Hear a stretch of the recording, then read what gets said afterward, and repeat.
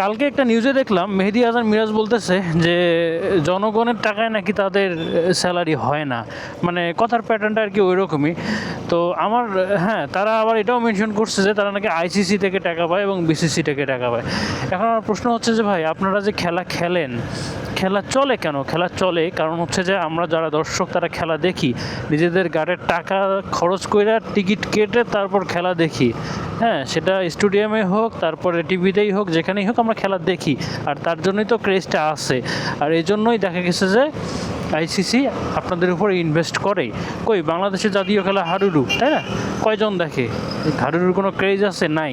তো হাডুডুর বোর্ড তো এত ধনী না, কারণ বাংলাদেশের মানুষ হাডুডু দেখে না জাতীয় খেলা হওয়ার পরও।